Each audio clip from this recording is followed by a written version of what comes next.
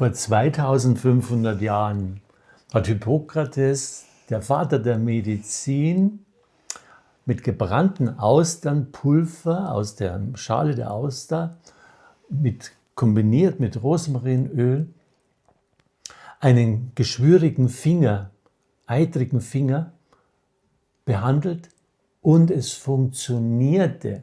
Von der Zeit an, wo das Hippokrates in seine medizinischen Schriften schrieb und lehrte, von dieser Zeit an entwickelte sich aus Austernschale ein Medikament. Und wie es sich bis in die heutige Zeit weiterentwickelt hat, in der Zeit, in der wir leben, mit Osteoporose, mit nicht heilenden Knochenbrüchen, mit Entwicklungsverzögerungen bei Kindern, mit Stoffwechselstörungen bei Menschen, wie das in der heutigen Zeit mit der modernen Informationsmedizin, mit dieser regulierenden Informationsmedizin der Homöopathie weiter günstig beeinflusst werden kann in der Medizin, darüber sprechen wir heute.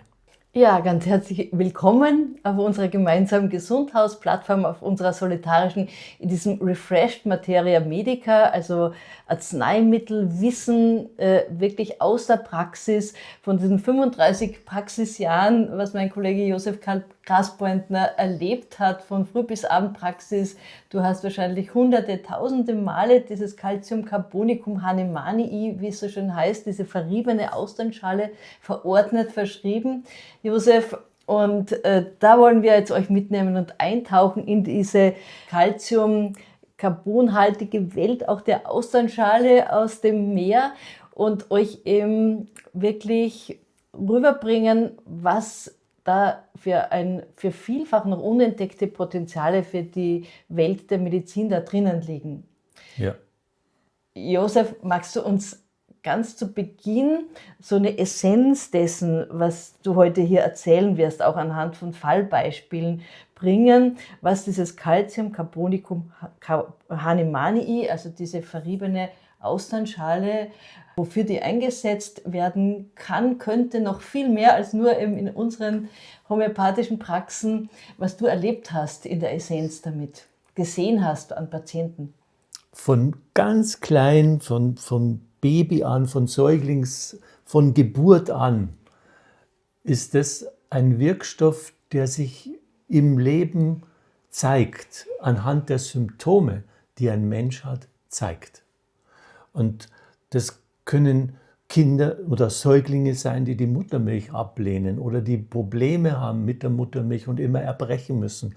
Das können Säuglinge sein mit Milchstoff, das können kleine Kinder sein mit Neurodermitis, das können Kinder sein, die nicht schlafen können, das können Krippenkinder sein, die nicht in den Kindergarten gehen können. Es können Kinder sein, die sich nicht weiterentwickeln, die also zum Beispiel in ihrer sprachlichen Entwicklung oder im Laufen lernen große Probleme haben. Das können Schulkinder sein, die nicht mitkommen im Unterricht. Es können pubertierende Kinder sein, die entweder bei den Mädchen eine sehr späte Menstruation entwickeln oder auch sich sehr hart tun, so ihr Potenzial zu entdecken und zu leben. Es können Erwachsene sein mit Stoffwechselerkrankungen, mit autoimmunen Erkrankungen, mit Krebserkrankungen. All diese Bereiche bis rauf ins hohe Alter können mit dieser regulierenden Information, die in jedem Wirkstoff drin ist, durch dieses Verfahren der Homöopathie, durch diese Verfahrenstechnik der Homöopathie bei manchen Menschen günstig unterstützt und beeinflusst werden. Also dieses Calcium Carbonicum, was ja jeden, der sich ein bisschen mit Homöopathie beschäftigt hat, bekannt ist, das hat in der Essenz ganz viel Potenzial, Stabilität zu schenken, einem Organismus auf körperlicher und auf emotional-geistiger Ebene. Also es steht für Stabilität, Kraftgewinn im gesunden Tempo. Es steht für Entwicklungsunterstützung, kann man so ganz grob sagen. Da ist ein Riesenpotenzial drinnen.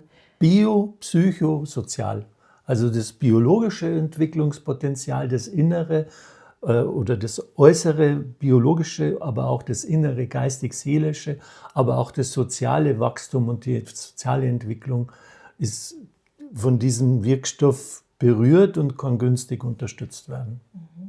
Bevor wir eben zu deinen Praxiserfahrungen kommen, wo du uns einige Fälle auch beispielhaft erzählen wirst, zurück zu den Wurzeln.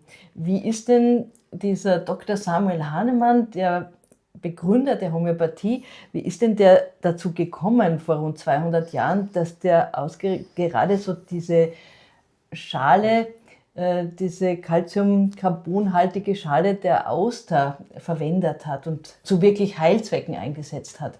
Er hat es gelesen in den alten Schriften. Er hat ja alles auf den Prüfstand gestellt. Hahnemann war der erste Arzt, der systematisch jeden Wirkstoff, der in der Medizin zu seiner Zeit verwendet wurde, jeden dieser Wirkstoffe hat Hahnemann versucht, an gesunden Menschen im Arzneiversuch, im Arzneimittelversuch erstmal zu prüfen, wie dieser Wirkstoff wirklich wirkt, welche toxischen Wirkungen er hat oder auch welche Symptome dieser Wirkstoff im Organismus erzeugen kann. Es ist ganz wichtig, dass man das versteht, weil das war das Novum, das ist das, was diesen homöopathischen Weg dann eigentlich eingeleitet hat. Hahnemann wollte erstmal nur wissen, wie diese Wirkstoffe wirklich wirken. Dann hat er eben ein Problem gehabt mit dem Austernkalk, der ist ja sehr hart, wenn man sich das anschaut. Hier, dieser Austernkalk, wenn man den muss man ja verfahrenstechnisch irgendwie kleiner machen, wenn man den als Arzt, kann man ja nicht einfach jetzt kauen, diese harte Schale, sondern die ist stundenlang in Milchzucker verrieben worden und in dieser Verreibungsform konnte sich das dann auflösen in Alkohol und dann konnte man diesen Wirkstoff erst einmal testen und schauen, ob der überhaupt der Wirkung ist. Und über diese Wirkung wurden Protokolle angefertigt, und zwar in der Tinktur, also in der stofflichen Form, aber eben auch dann in einer potenzierten Form. Also was ist, wenn dieser Arzneistoff feiner verrieben wird? Also wenn der immer höher weiter verrieben wird, dass praktisch gar keine Materie mehr drin ist, aber über die Verfahrenstechnik die Information dieses Wirkstoffes immer deutlicher für unsere Zellen fühl- und spürbar wird. Und wenn wir diesen Schritt mitgehen und schauen, was gibt es eben durch diesen Austernkalk, der verrieben ist, eine Veränderung in unseren biopsychosozialen Kern, unserem Wesenskern, der ja nicht getrennt wird. Wir können Biologie von Geist und Sozialen nicht trennen. Wir sind immer eine Einheit. Und wenn man sieht, dass sich das verändern und erweitern kann und dass man sieht, dass da eine Entwicklung günstig beeinflusst wird, dann ist das dem Hahnemann zu verdanken, weil er der Erste war, der das eben systematisch untersucht hat und den ganzen Ärzten, die nach Hahnemann gekommen sind, weil die haben diese Versuche natürlich per Review, die haben das nachgemacht, die haben das in der Klinik, Kent, Lippe, Allen, Clark und auch jetzt die großen Meister, die jetzt leben, immer wieder werden Patienten in der Praxis nach den Prinzipien, diesem homöopathischen Prinzip der Ähnlichkeit behandelt und sehen ähnliche Ergebnisse, wie sie die alten Schriften in den alten Materia Medica und in den alten Beschreibungen und Krankenjournalen schon beschrieben worden sind, dass sich das wie ein Fraktal bei bestimmten Menschen mit bestimmten Symptomen und bestimmten Krankheiten wiederholt, wenn der Arzneistoff Calcium carbonicum potenziert gegeben wird, dass es eben günstige Entwicklungen sind, die wir da beobachten können, weltweit, seit über 200 Jahren. Also Hahnemann war der absolute Vorreiter einer Informationsmedizin. Wir haben ja verschiedene Bereiche von Medizin. Wir haben ja diese wunderbare Reparaturmedizin, die ganze Chirurgie, was da alles mechanisch repariert wird, also wo ganz viel Mechanik ist. Wir haben die chemische Medizin, wo Stoffe aufgefüllt werden. Wir werden später noch über den Unterschied zwischen dem Schüssler Salz Nummer 22, Calciumcarbonicum, und diesem homöopathischen Calciumcarbonicum Hahnemanni, das werden wir später noch genau erklären. Aber Hahnemann ist über die Biochemie, wo man nur praktisch einen Stoff hinzufügt, hinausgegangen, damals vor 200 Jahren, und hat die Informationsimpulse in die Medizin eingebracht. So hat er es noch nicht gewusst, weil das ist ja jetzt moderne Sprache, moderne Epigenetik, moderne modernes physikalisches Informationswissen, Quantenmechanik und diese Dinge. Aber er hat das damals schon erkannt, dass er zwar das Materielle nicht mehr sieht, aber der Körper dieses verfeinerte, durch die Verfahrenstechnik verfeinerte, sehr wohl sehr stark spüren kann. Und was hat denn Hahnemann und was haben die alten Homöopathen, Kent, Ellen oder auch Hering, Lippe, was haben die denn an essentiellen Informationen damals gesammelt über dieses Calciumcarbonicum und welche konkreten Praxiserfahrungen haben denn die schon gemacht, also was man alles in den Büchern nachlesen kann? Es sind ja unzählige an Symptomen, aber es hängt etwas an Stabilität, aber auch an Angst, an Ängstlichkeit, wie eine Schnecke, die sich zurückzieht, bestimmte Verhaltensweisen und Muster bei diesen Menschen, die für die wie ein Fraktal immer wieder sich im Leben zeigen.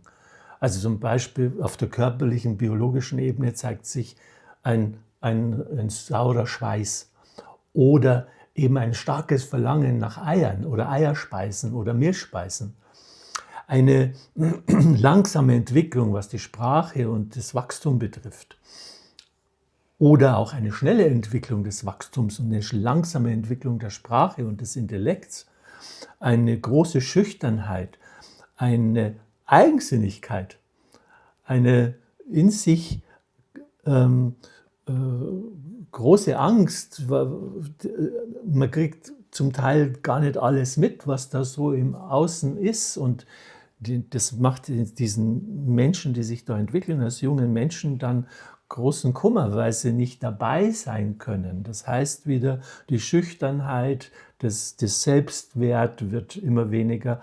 Und was ist das Tolle, wenn sich dann über das Calciumcarbonicum das Selbst bewusst wird und diese Kinder plötzlich erkennen, was sie für einen Goldschatz in sich tragen. Und da könnte ich ja doch einige Fälle erzählen, was da von der kleinsten Entwicklung her sich günstig entwickeln kann. Wie bist denn du auch als Praktiker dann dazu gekommen, nachdem du da ganz viel studiert hast, dass du heute das sehr schnell, glaube ich, diese Essenz von so einem Calciumcarbonicum-Bild beim Menschen wirklich erkennst und ihm dann dieses Arzneimittel auch darreichen kannst? Also die einfachen Keynotes, die sehr bekannt sind, in den Büchern stehen, wie saure Schweiße, Schlafstörungen, Nachtschweiß, begleiten ja praktisch als charakteristische Symptome, Verlangen nach Eiern, sind charakteristische Symptome, die für diesen Menschen, der zum Beispiel 40 Grad Fieber hat, Bronchialbeschwerden hat, irgendeine Ohrenentzündung oder irgendeinen Hautausschlag hat, das hat ja normalerweise mit dem Hautausschlag nichts zu tun. Also wenn ich den klinisch anschaue, dann hat der jetzt Neurodermitis und die kann günstig beeinflusst werden über Ernährung und über Salben, und dann denkt man, diese Erkrankung ist weg. Aber eben der saure Schweiß ist nicht weg. Und es ist praktisch auch das Verlangen nach Eiern nicht weg. Es ist auch dieses Kind in seiner Obstinate, in seinem Eigensinn nicht anders geworden, sondern wird eher sogar noch schlimmer.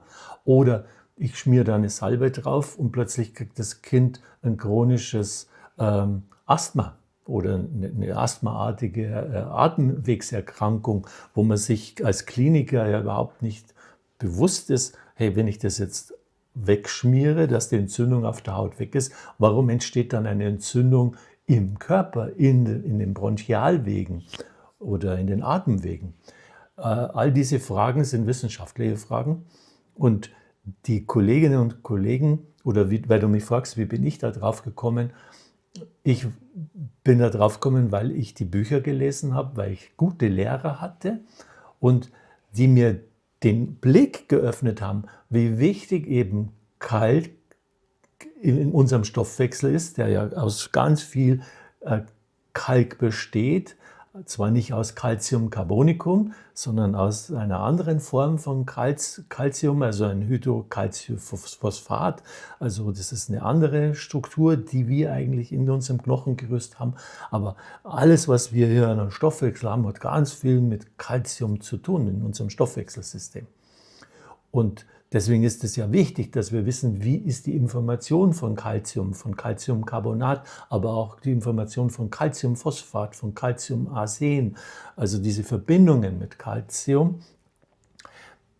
Und das liest man, prüft man, es gibt ja lesen tue ich die Arzneimittelprüfungen oder die klinischen Erfahrungen der Kolleginnen und Kollegen. Und dann kommt der Patient mit seinen Beschwerden und wenn der Patient dann ein charakteristisches Symptom für Calciumcarbonicum hat und noch ein charakteristisches und noch ein charakteristisches Symptom hat, dann ist es ja erst einmal ein Test, dass man dem Patienten diesen Wirkstoff anbietet in einer C30 oder C200 oder in einer Q-Potenz. Und dann entscheidet ja der Organismus von dem Patienten, ob diese Arznei für diesen Patienten wirklich passt oder nicht. Das heißt, ob der Organismus auf diesen Ähnlichkeitsimpuls so anspricht, dass er in Regulation kommen mag. Weil das ist, glaube ich, das können wir gar nicht oft genug betonen, dass Homöopathie Regulationsmedizin ist. Wir tun nicht was aufschütten, was zu wenig ist. Das Calciumcarbonicum wirkt ja nicht, du wirst gleich ein Beispiel bringen von Kindern, weil wir jetzt da Kalkaufbau, Kalk hineingeben, sondern weil diese Information, diese Eigenregulation so anregt, dass der Körper das immer selbst macht. Oder? Ja, das ist eine regulierende Information und nach diesem Modell unterstützen wir eigentlich die gesamte medizinische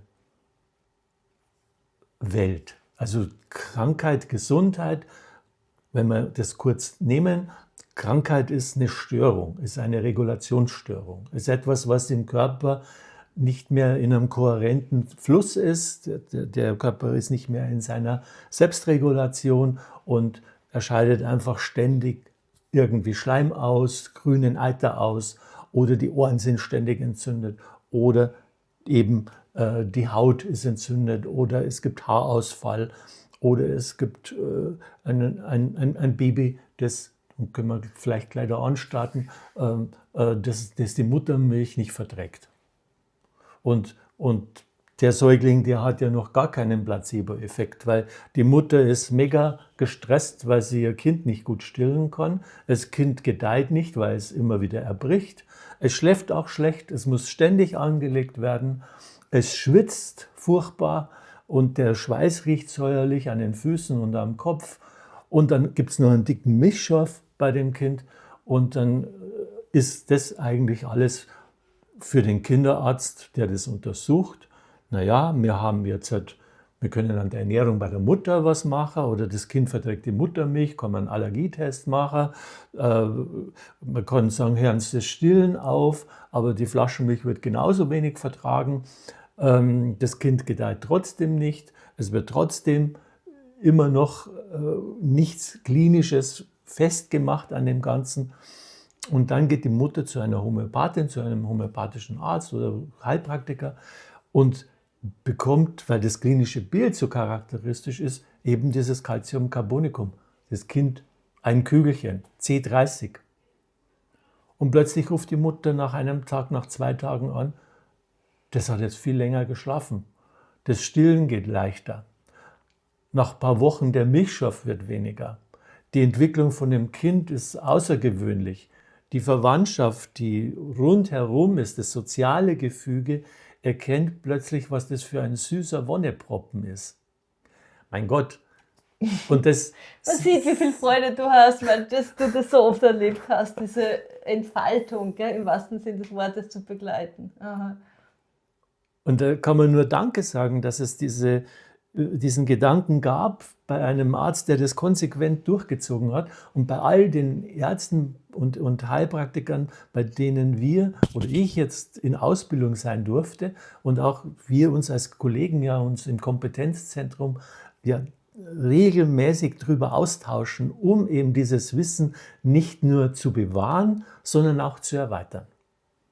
Deswegen machen wir auch jetzt Materia Medica Refresh, um das einmal ein bisschen zusammenzufassen, was wir die letzten 35 Jahre so alles entdecken durften. Und natürlich nehmen wir alle Informationen von allen Kolleginnen und Kollegen gerne weiter auf, was wir noch Neues dazu entdecken können. Was ist dir da so wichtig aus diesem Kleinkindbereich? Hey, Kollegen, schaut hin, auch so kann Calciumcarbonicum ausschauen oder auch ohne sauren Schweiß und ohne Milchschorf könnte dieses Kind Calciumcarbonicum brauchen. Vielleicht eben Kinder, die sehr, sehr ängstlich sind, also auf der psychischen Ebene, wo einfach auf der körperlichen Ebene durch Salben und durch andere Arzneistoffe eine Modellierung stattgefunden hat und sich eben nur ein sehr charakteristisches, ängstliches, psychisches Bild zeigt, wo sich zeigt, dass die Entwicklung von dem Kind ungünstig ist oder eben Aufmerksamkeitsdefizit sich zeigt zum Beispiel.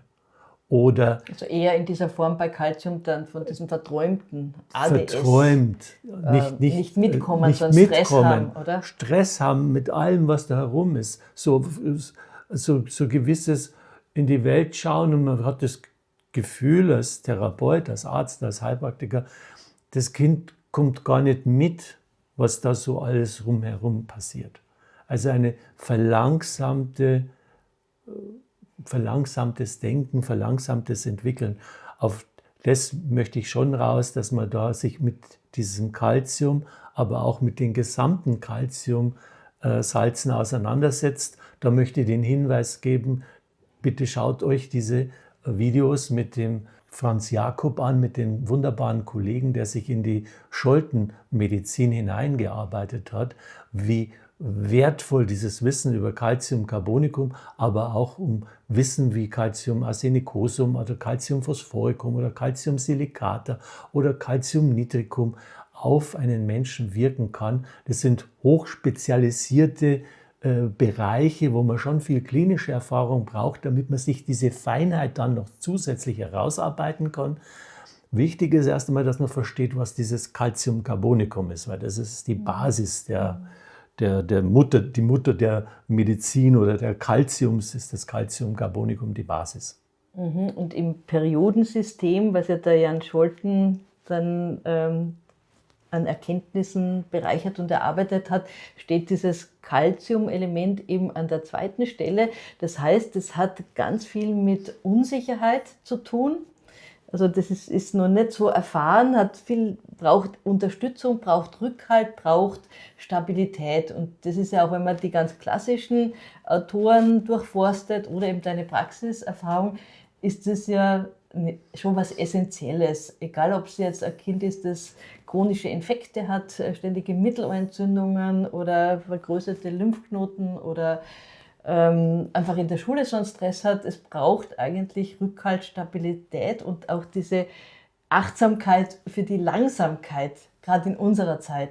Und wie ein Baumeister, der so einen Baustein nach dem anderen baut, arbeitet unser System dann an dieser Stabilität und also im positiven Sinne, wenn ich jetzt alte Calciumcarbonicum-Patienten nehme, wie widerstandsfähig die sind, wie wach die auch im hohen Alter noch sind, was die noch schöpferisch für Kräfte haben, weil ihnen das Calciumcarbonicum ihnen diese geistige, kognitive, aber auch körperliche Fitness unterstützt. Also da sieht man, wie wertvoll dieser Wirkstoff als regulatives, informationsmedizinisches Unterstützungskraftpotenzial hilfreich sein kann. Also einer wirklich der essentiellsten Arzneistoffe für diese Grundregulation von Menschsein in gesunder Entwicklung. Das sind wir jetzt, genau, da wird man jetzt wieder kritisiert werden. Das lassen wir jetzt drinnen, weil genau an dem Punkt braucht man die Wissenschaft. Und an dem Punkt bräuchten wir Universitäten, die sich trauen, Homöopathie zu beforschen, weil da so ein Riesenschatz für die Medizin drin steckt.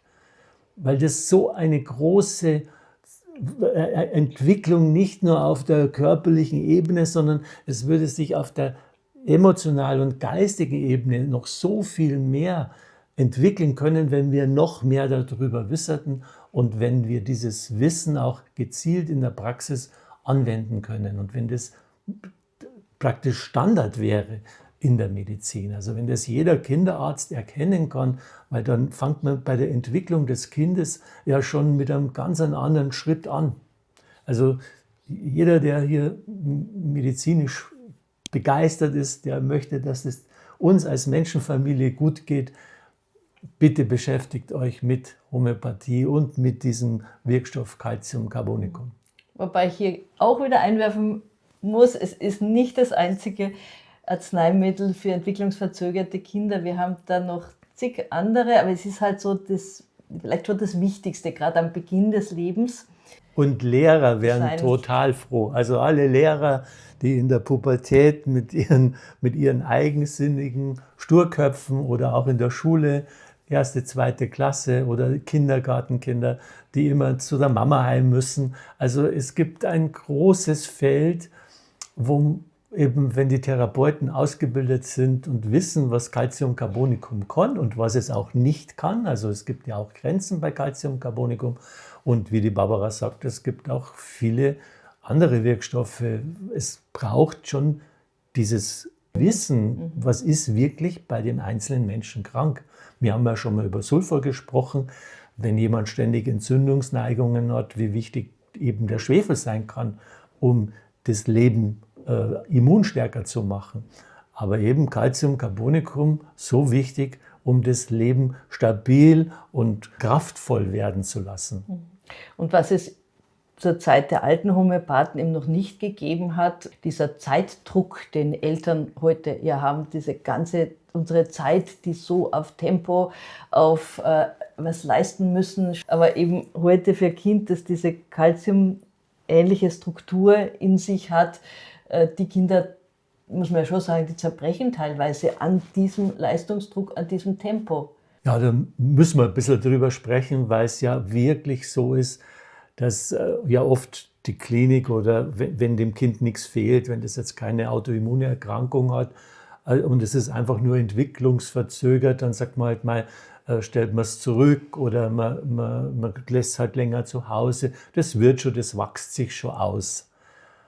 Aber mit welchen Folgen sich das auswachsen tut, wie der Stress, den die Kinder durch die Hast und Eile, in der sie hier nicht kompatibel sind, dann zum Beispiel zu Stressessern werden und dann plötzlich ein riesiges Volumen aufbauen und eben gar nicht glücklich sind, wenn sie Essstörungen haben. Das werden wir dann besprechen müssen. Es ist halt so schön, wirklich das gesamte Bild, die Zusammenhänge, wie alles wirklich miteinander zusammenhängt und wie sich das so wunderbar und eigentlich ja dann in der Essenz wieder einfach unterstützen lässt, so positive Entwicklung. Ja, wenn man es Wissen hat, dann ist es klar. Ich würde es nicht einfach nennen, klar, präzise. So würde ich es nennen. Ich würde es nicht einfach nennen. Es ist nicht einfach. Das ist ja unser Herzensanliegen, einzuladen und zu inspirieren, sich dieses Wissen anzueignen, weil man so viel Freude haben kann in der Praxis, wenn man sieht, was alles möglich ist. Stimmt. Ja, also wir wollen ja dieses Calciumcarbonicum-Verständnis eben in unsere Zeit bringen, Josef.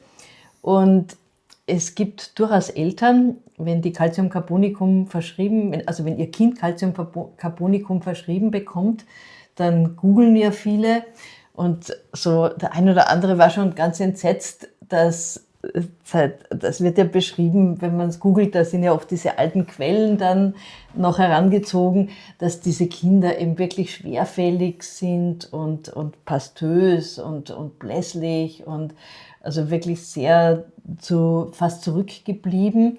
Und das passt dann nicht nur in der Vorstellung vieler Eltern nicht zusammen, sondern tatsächlich nicht mehr mit dem Bild zusammen, wie wir Calcium-Carbonicum bei Kindern in der Praxis wirklich sehen heutzutage, oder?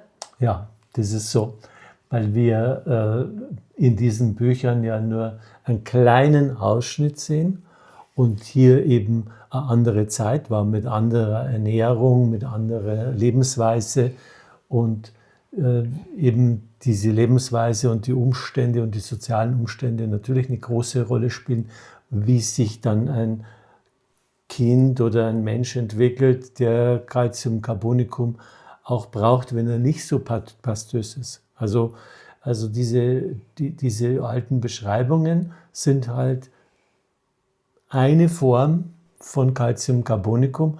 Und Calcium-Carbonicum muss man aber wissen, je mehr man sich damit beschäftigt, desto deutlicher und klarer sieht man, wie groß die einzelnen Symptombilder sind, die eben mit Calcium-Carbonicum wirklich frei werden. Und ein wichtiger Aspekt ist, auch jetzt dieser Podcast oder dieses Video bringt nur einen winzig kleinen Punkt wieder ins Bewusstsein von einem Wirkstoff, der ja 500 Millionen Jahre alt ist. Also Austern gibt es seit 500 Millionen Jahren und die sind immer noch, verfeinern sich immer noch und ein Überlebenskünstler, also so eine Kraft, so eine Information, so eine essentielle Information, die muss sich auch an die Zeit anpassen und so wie heute Kinder eben aufwachsen und Menschen sich heute entwickeln.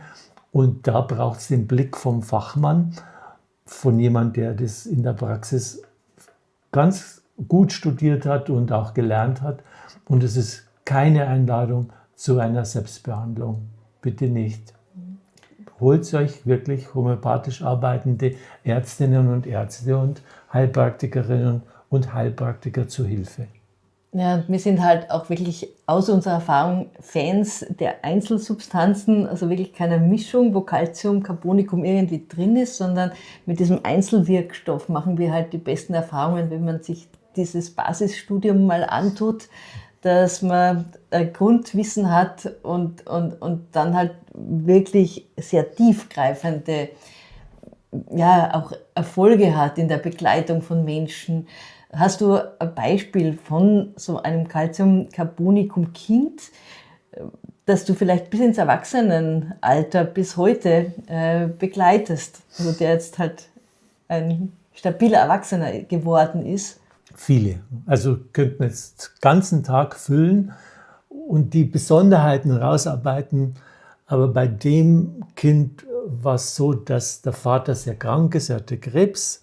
Er ist von seiner Entwicklung her immer langsam und gemächlich gewesen, aber schlau. Eigentlich ein Schlauer. Aber sehr vorsichtig, nicht kein Auftreiber, eher einer, der in der Schule gemobbt wird, sodass er dann nicht in die Schule gehen wollte. Und das Schlimmste war einfach, dass er einfach nicht den Antrieb hatte wie andere Kinder, die dann Fußball spielen oder Sport machen oder sich in irgendeiner Weise beweisen wollen und sich bewegen. Und er sich zum Couch Potato mutierte und halt immer dicklicher und fester wurde und keinen Antrieb, keine Motivation hatte. Gell? Wie alt war er da ungefähr? Na, den begleite ich seit seinem 4. Lebensjahr, also und dann in dieser pubertären Zeit war eine lange Pause und dann ist die Mutter wieder gekommen. Also dem ist mit 4, 5 Jahren mal so ganz gut gegangen und dann war eine lange Pause, wo ich ihn nicht gesehen habe. Und dann in dieser Pause, in dieser Pausenzeit, hat man dann gesehen, dass diese alten Muster wieder gekommen sind, die er als ganz kleines Kind hatte. Aber das kann man halt nur, wenn man eine lange Anamnese macht, wenn man die Anamnese ganz präzise macht und ganz genau schaut.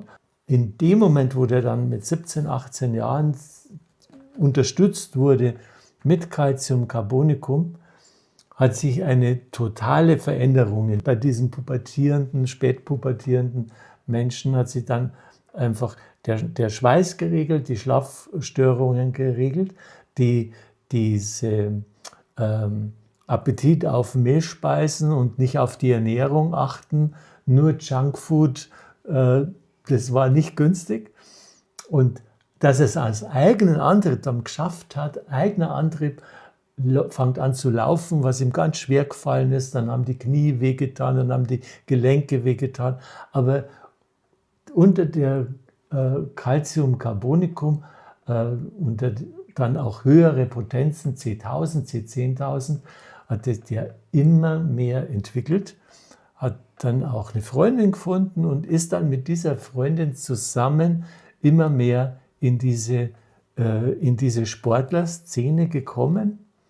Und jetzt sehe ich, dass er Ultramarathons läuft und für Triathlon trainiert und einen richtig schönen, durchtrainierten Körper entwickelt hat.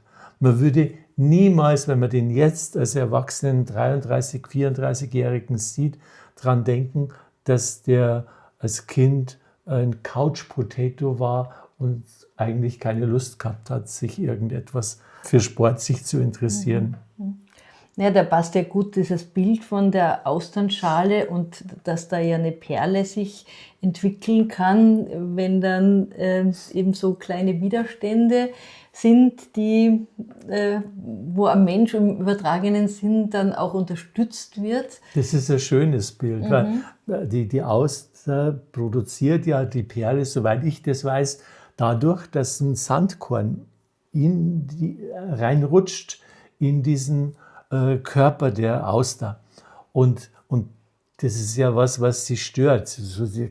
Der kleine Gizi, der stört sie und das wird dann ummantelt und so wird dann langsam eine Perle draus.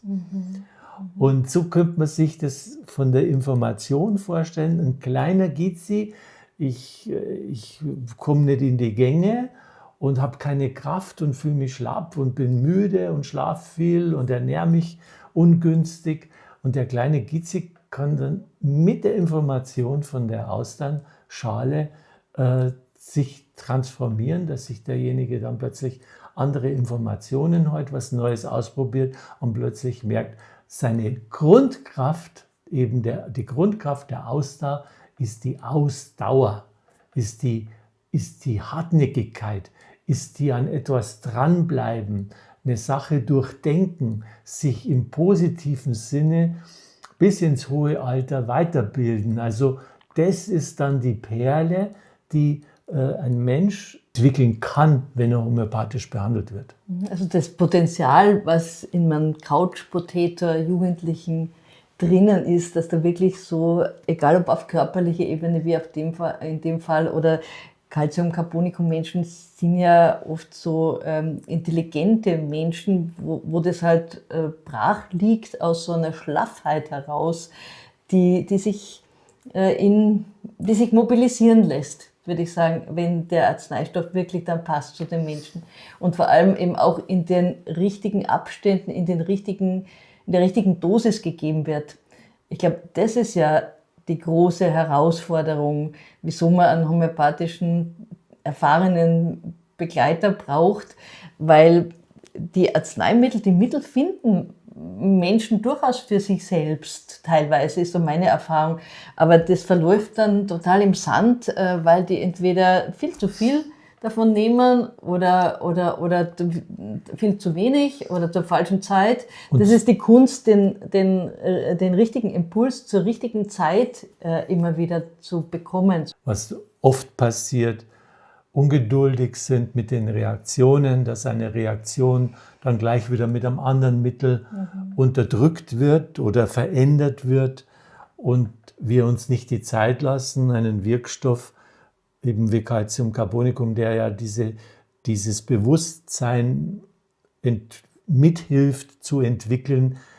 Ich bin so wie ich bin, sowieso perfekt, ja, von meiner Natur, von meiner Ausstattung her.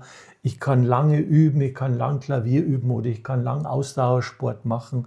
Ich kann lang in Projekten ausdauernd halten. Das ist ja die Qualität dieser Menschen, wenn eben Calcium-Carbonicum als als regulierende Information in dieses System gegeben wird. Und dort wieder Wissenschaft und Forschung, weil dort sind wir in einem epigenetischen Informationsbereich, der noch viel mehr beforscht werden mag in der Medizin, weil wir uns das ja noch nicht genau vorstellen können, wie das geht. Wir können es jetzt nur berichten, dass wir das in der Praxis sehen und nicht nur hier in der Praxis, sondern auch weltweit in den Praxen der vielen hunderttausenden Kolleginnen und Kollegen, die homöopathisch arbeiten.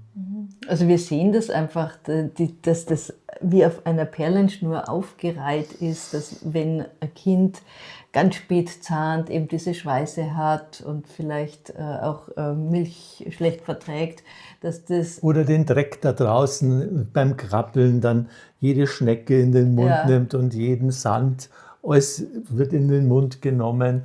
Also dieses oral abtasten und Kreide essen. Also das sind alles Sachen, die man beobachten kann, aber nicht bei jedem.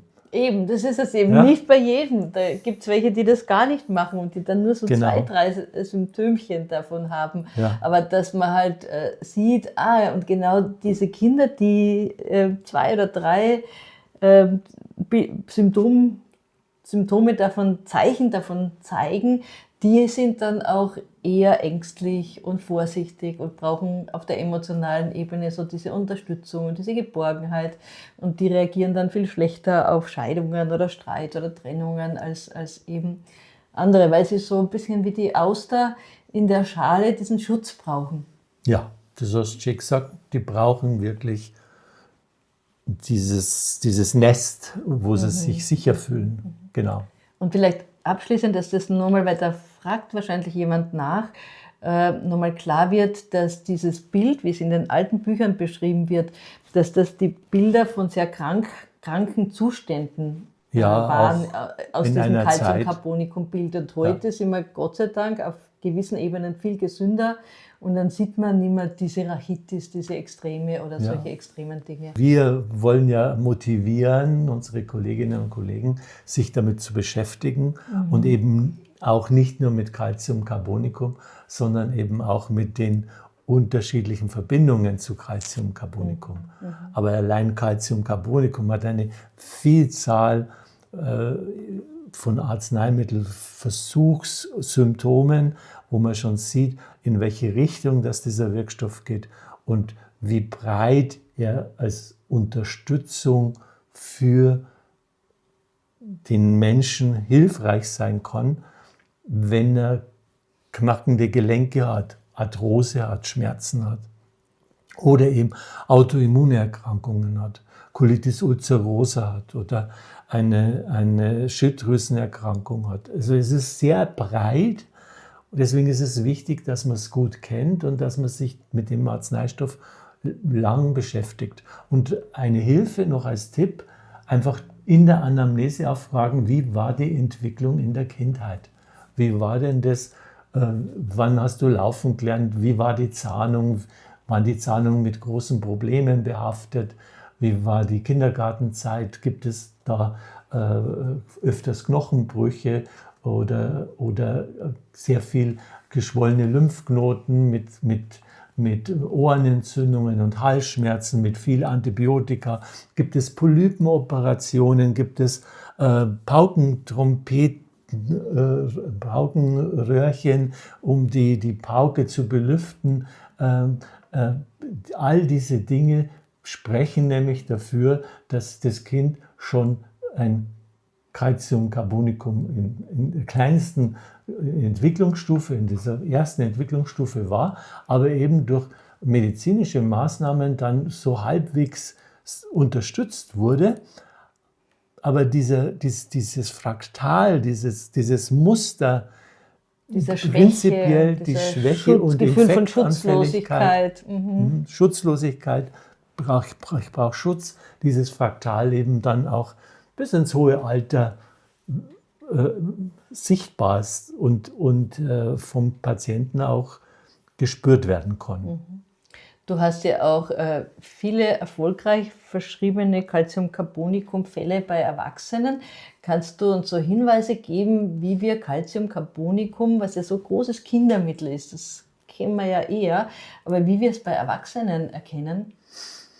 Eben durch die erste Anamnese, dass man diesen Kindheitsverlauf, dann die Entwicklungsstufen, was waren für Krankheiten, also so an den Symptomen, wenn man das dann repertorisiert, da kommt Calcium, da kommt Rustox, da kommen andere Mittel nach. Also da kommen viele andere Medikamente. Also oder auch wenn man es über das Symptomenlexikon probieren würde und also eine andere Art von Repertorisation machen würde, man würde eben anhand der Symptome alleine immer noch vor der Wahl stehen, ist es jetzt mehr das Rustox, das Lycopodium, das Nux vomica oder ein selteneres Mittel. Und erst wenn man das Grundprinzip von Calcium-Carbonicum versteht, wenn man versteht, aha, das ist 500 Millionen Jahre, das hat die Information, das hat diese Stärke eigentlich in dieser Langsamkeit und in dieses Bedächtigen und in diesem Beschütztsein gibt es auch diese Stärke, die Calcium-Carbonicum ja dann auch, wenn es älter wird, innerlich hat, auch wenn die sagen, ich bin so müde, ich muss mich mittags schon hinlegen. Auch wenn die sagen, wenn also ein Erwachsener erst kommt, der nie Calcium-Carbonicum bekommen hat, weil er nie in homöopathischer Behandlung war, der sagt ja, ich habe Empfindungsstörungen, meine Diagnose ist MS zum Beispiel bei einer Frau. Und der ganze Prozess, was da alles an vielen Antibiotikum wegen Blasenentzündungen gegeben wurde davor, bevor die MS diagnostiziert wurde, was da in der Kindheit schon OPs gemacht worden mit Polypen und mit Paukenröhrchen und wieder Antibiose und wieder Erkrankung und wieder. Das kann man ja in dieser Kürze der Zeit, die wir heute haben, gar nicht alles präzise darstellen. Da braucht es ja Fortbildungen, wo man einen ganzen Tag sich mit einem Patienten beschäftigt, wenn man den einmal 30 Jahre begleitet hat.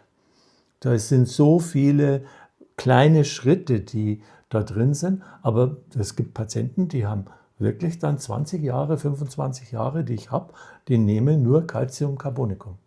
Das ist halt auch deine Stärke, eben diese Ausdauer und diese Beständigkeit. Das ist ja genau eben die Energie, die so Calcium-Carbonicum Patienten, glaube ich, auch brauchen von einem Behandler, wenn man da so hin und her hüpft, mal dies, mal jenes.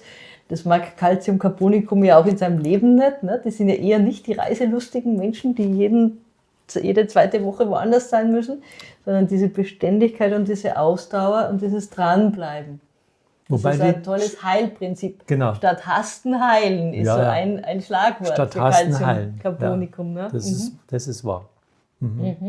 Und eben diesen Baumeister machen lassen, also nicht ständig in diesen Organismus eingreifen. Das ist so meine Erfahrung, die da als Erwachsene kommen, die nehmen ja viel Nahrungsergänzungsmittel, sind ständig, weil auch eine gewisse Hypochondrie da ist, ständig im ärztlichen Kontext oder auch im heilpraktischen, naturheilkundlichen Kontext und lesen auch selber gern medizinische Bücher. Das ist ein auffallendes Symptom, dass sie sich auch gerne selber behandeln und Dinge ausprobieren, aber ihnen der Kontext fehlt, dieser biopsychosoziale große Blick fehlt, dass sie nicht ihrer Hypochondrie, also der Angst vor Krankheit, verfallen. Das ist so groß, man weiß mittlerweile aus der Psychoneuroimmunologie, wie stark auch die Psyche in diese Erkrankungen hineinspielt, wie wichtig das ist, dass der Patient in sich einen kohärenten Zustand hat. Und das begeistert uns ja und eigentlich auch unsere Kollegen, die da so viel Fortbildungsarbeit leisten, dass wir mit der Homöopathie, mit diesen homöopathischen Einzelsubstanzen ja dieses biopsychosoziale Modell wunderbar erfassen können. Kannst du das nochmal vielleicht ein bisschen besser, eindrücklicher erklären, was das eigentlich bedeutet, biopsychosozial und wie da die Wirkung von einem Calciumcarbonicum bei so einem erwachsenen Patienten dann zu sehen ist? Ja, der Dr. George Engel, der hat das ja schon in den 70er Jahren auf Ärztefortbildungen gebracht und erklärt, dass wir, wenn wir nur auf den Körper biochemisch mit Wirkstoffen einwirken, wir dem Menschen als Psyche und als denkendes, freies Wesen nicht gerecht werden. Wir brauchen die Klinik, wir brauchen die Untersuchungen, wir brauchen auch die Präventionsuntersuchungen, aber wir brauchen auch als präventiven Gedanken, wie entwickelt sich dieser Mensch, was ist seine Individualität und was ist an dieser Individualität charakteristisch für ihn gut und günstig und was gibt es für ungünstige Entwicklungen. Je früher wir diese ungünstigen Entwicklungen stoppen können, nehmen wir jemanden an, der mit 14 Jahren oder mit 10 Jahren anfängt zu rauchen oder jemand, der Drogen nimmt oder viel Alkohol trinkt oder sich ungünstig ernährt, viel Süßigkeiten und Junkfood trinkt, isst. Wenn wir dem helfen können, dass er sein wahres Potenzial erkennt und einen Wirkstoff geben, der ihm auch die Energie gibt, dass er das dann umsetzen kann. Weil das ist, glaube ich, so der Punkt, wenn ich könnte ja auch Placebo geben, aber auf das Placebo würde man nicht diese 25 Jahre so Nachhaltigkeit sehen. Wenn sich aber in dieses Fraktal immer verbessert, der Mensch sich immer weiterentwickelt und noch besser entwickelt und das Knie wird gut, dass er sich verletzt, auch wieder mit Calciumcarbonicum oder die Lumbago, die Rückenschmerzen werden wieder gut, wenn er die Calciumcarbonicum wiederholt. Das sieht man halt nur in einem Zeitraum von 20, 25 Jahren, ob das immer der gleiche Wirkstoff ist oder ob der Wirkstoff wechselt. Und bei dem Patienten, wo das immer der gleiche Wirkstoff oder oft der gleiche Wirkstoff ist, der das wieder in Ordnung bringt oder dem Körper hilft, dass es in Ordnung kommt, zeigt sich halt für den Wissenschaftler, für den Blick der Wissenschaft, aha, das ist kein Placebo-Reiz, sondern das ist ein spezifischer Reiz, den wir in der Medizin uns noch viel besser anschauen sollten, damit wir Menschen nachhaltig so unterstützen, dass sie nicht ständig krank werden oder nicht ständig immer kränker werden. Weil wenn das Calcium in dieser Konstellation Adipositas, also in der Fettleibigkeit, kommt in die Praxis, bin so schwach, kann nicht arbeiten, kann nicht mehr gehen, kann nicht in die Welt hinaus, ich habe auch keine Lust mehr, keinen Antrieb mehr. Wenn man das alles rausdenkt, dann haben wir da einen früh berenteten Menschen, der eigentlich ein Riesenpotenzial hat, aber aufgrund der nichts unterstützenden Behandlung, die ihm genau diese Information gibt, von alleine nicht durchkommt. Der weiß, dass er sich anders ernähren müsste. Der weiß, dass er nicht so viel Bier trinken soll. Der weiß das alles. Dieser kleine Anstups dieser homöopathischen Information kommt plötzlich zu einer Veränderung. Das ist wissenschaftlich wirklich total spannend. Sehr, was da sehr spannend. Aktiviert wird durch diese hochpotenzierten Informationssubstanzen in unserer normalen Welt sind wir ja total angekommen in der Informationsgesellschaft. Die Medizin hinkt noch ein bisschen hinterher, das wirklich anzuerkennen, dass Information die große Veränderung macht. Oder mithelfen kann. Es sind ja die anderen Dinge nicht falsch. Genau. Aber wenn der Organismus zwar weiß, dass er sich bewegen soll, aber den Antrieb nicht hat, dann macht man ihn noch kränker, weil dann sagt er, es hat eh alles keinen Sinn. Dann wird er noch depressiver. Und wenn man sagt, ich konnte dabei unterstützen und wir können jetzt mal den Wirkstoff probieren und schauen, wie der Organismus darauf reagiert, die Symptome zeigen, dass das Calciumcarbonicum sein könnte, das unterstützt und der Patient fängt an, das zu erkennen, ist er erst sowieso meistens sehr skeptisch, weil ja auch Eigensinn sehr viel in dieser Arznei ist, was ja auch richtig ist, den eigenen Sinn. Nicht alles glauben, was jemand erzählt. Das ist auch eine Stärke von Calciumcarbonicum. Die glauben nicht alles, was man ihnen erzählt. Aber wenn die dann sehen, wow, jetzt komme ich komme mit meiner Krebserkrankung plötzlich wieder die Treppe hoch oder ich habe die und die Fähigkeiten, die ich vorher nicht hatte und ich kann jetzt das machen, was ich vorher nicht konnte und ich kann jetzt plötzlich 40 Kilometer laufen, was ich vorher nicht konnte, dann ist das natürlich ein Patient, der auf die Homöopathie schwört, der sich da auch von niemandem mehr dann einreden lässt, dass das Placebo wäre. Und das ist speziell bei Calciumcarbonicum, weil da das Thema ja die Beständigkeit und eher die Gemächlichkeit ist, geht das nicht von einer Woche zur anderen, sondern da braucht es eben auch Therapeuten, die diese Ausdauer und diese Beständigkeit haben. Es ist speziell wenn man es mit Menschen, die auf das Calciumcarbonicum reagieren, zu tun hat, aber das ist grundsätzlich, glaube ich, für die Homöopathie, wenn man so tiefe Veränderungen, die da möglich sind, dass das immer wieder diese Begleitung und den richtigen Anstoß zur richtigen Zeit braucht. Das kann einmal im Jahr sein. Aha. Also aber halt immer wieder in diesem Kontext. Und dass man sich diesen biopsychosozialen Bereich, also das Biologische, die Psyche und auch in welchem sozialen Umfeld bin ich und wie reagiere ich als Mensch auf dieses soziale Umfeld. Das heißt biopsychosozial. Und wenn das immer wieder mal reflektiert wird in dem Gespräch, aber auch über die Arznei, wenn er Fieber hat, einen Infekt hat oder irgendeine Erkrankung. Das ist egal, wie man jetzt die Krankheit nennt. Entscheidend ist, wie wir auf diesen Namen der Krankheit reagieren. Wir haben jemanden, der hat Windpocken, der eine hat nur die Pusteln und der andere kratzt sich die Haut vom Leib, weil das alles so juckt. Der eine hat Mumps und hat so eine Riesenschwellung und der andere sieht man es fast nicht, da sieht man es nur im Blutbild. Und. Jeder, der in der Praxis arbeitet als Arzt, weiß, die Patienten reagieren auf den Namen der Krankheit, also dieses, was wir halt klinisch festlegen können über Blutbild und über Erscheinungen, nicht alle gleich. Weil wenn ich auch jetzt eine krebserkrankte Patientin nehme als Beispiel und die reagiert wie Calcium auf Carboplatin, dann ist das ein furchtbarer Zustand für diese Patientin, weil die ganzen Parästhesien so stark spürt und eine große Angst vor der Erkrankung hat und gar keine Kraft mehr hat und schlapp ist und nur noch essen könnte oder gar nichts mehr essen könnte, je nachdem, in welcher Phase sie gerade ist. Und diese